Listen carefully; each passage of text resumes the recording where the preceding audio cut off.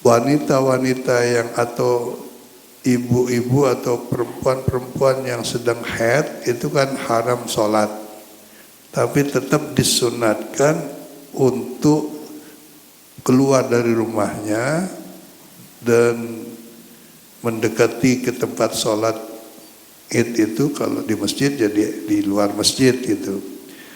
Untuk apa? Yasma'nal khutbah, agar ibu-ibu juga bisa mendengarkan khutbah id gitu.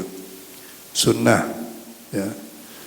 Yang ketiga, ihya'u lailatihima bil ibadah, memperbanyak atau menghidupkan malam-malam takbiran. Kalau kita bilang malam takbiran, baik malam takbiran untuk Idul Fitri maupun Idul Adha. Sebab dikatakan ada 5 malam yang tidak akan ditolak apabila kita berdoa kepada Allah. Di antaranya adalah berdoa di malam Lebaran itu.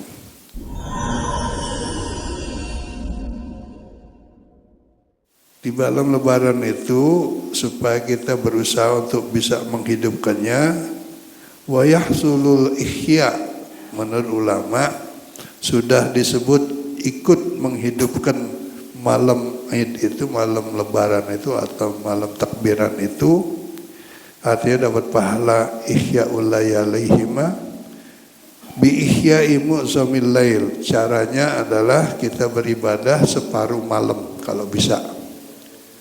Jadi kalau malam 11 jam ya 5 jam setengah lah kira-kira. Kita sholat, kita baca Quran, kita zikir dan sebagainya. Kita itikaf kalau memang ada masjid. Atau kata ulama sudah dianggap menghidupkan malam takbiran itu bisolatayil isya'i wasubhi jama'atan.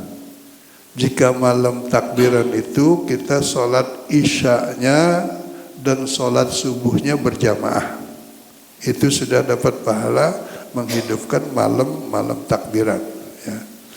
Tapi kalau bisa ya di sini katakan ihya'i mu'zamil laili ya, separuh malam itu kita beribadah kalau bisa. Kalau nggak bisa ya sholat isya dan sholat subuhnya jangan sampai tidak berjamaah. Kemudian al-ghuslu sunnat bagi orang yang mau melakukan sholat Idul Fitri maupun Idul Adha, yaitu mandi. Sama dengan kita kalau sholat Jumat disunnatkan mandi. Wa yadkhulu min muntasifil laili. Adapun waktunya kalau sholat Id, baik sholat Idul Adha maupun Idul Fitri, sudah disunatkan kita mandi sunat itu dari pertengahan malam. Jadi ibaratnya sekarang jam 12 lewat begitu. Itu kita mau mandi, kita niat sunat untuk sholat Id, udah dapat pahala ya. Yang kelima, at-tatayyubu wat-tazayyunu, disunatkan bagi orang yang menyambut dan akan melaksanakan atau dengan datangnya hari raya Idul Fitri, Idul Adha itu hendaknya berwangi-wangian, pakai wangi-wangian, pakai parfum gitu ya. Dan pakai baju yang bagus-bagus, at-tazayyun, berhias ya.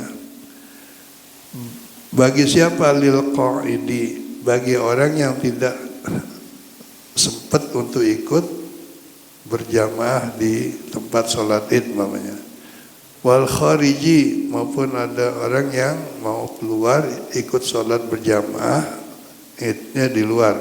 Wal kibari, dan juga sunat orang-orang dewasa yang sudah dewasa. Wasigari, dan termasuk juga sunat berpakaian yang bagus dan pakai wangi-wangian anak-anak kecil.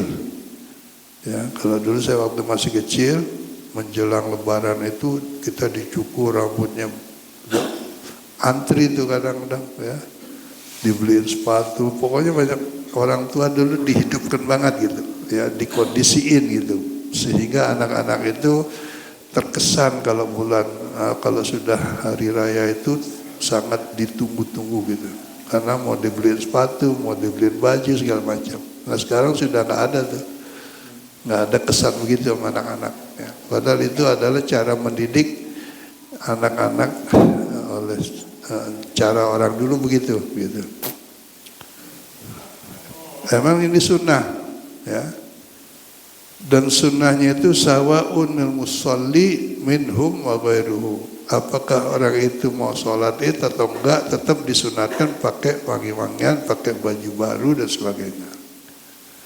Wa amma syabatu wa dhawatul hayati fayukrahu lahunna hudurul idaini. Adapun remaja-remaja putri yang cantik-cantik, yang genit dan sebagainya, yang menarik, itu tidak disunatkan sholat idnya di luar. Ya, tidak sunatkan untuk pergi sholat id berjamaah, tidak disunatkan, ya. Wa sholatuhunna fi buyutihinna afdalu. Sholat mereka itu lebih afdal di rumah bagi perempuan-perempuan yang masih muda, yang menarik atau yang cantik gitu. Berikutnya disunatkan al-bukuru li ghairil imami. Sunat berangkat ke tempat sholat id itu pagi-pagi. Kalau waktu sholat kan terbitnya matahari, ya. Sebelum terbit kita sudah berangkat gitu, bukur, ya. Apalagi ada hadis, Allahumma barik li ummati bi bukuriha, ya Allah berkahilah umatku yang pagi-pagi sudah melakukan aktivitasnya, terutama dalam ibadah. Jadi kita disunatkan al-bukuru li ghairi imam, tapi tidak termasuk imam. Kalau imam atau khatib id itu dianjurkan tidak pagi-pagi, ya, belakangan gitu.